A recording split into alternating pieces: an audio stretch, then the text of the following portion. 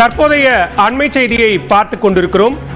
கேரள மாநில அரசுக்கு தென்மண்டல தீர்ப்பாயம் கேள்வி எழுப்பியிருக்கிறது.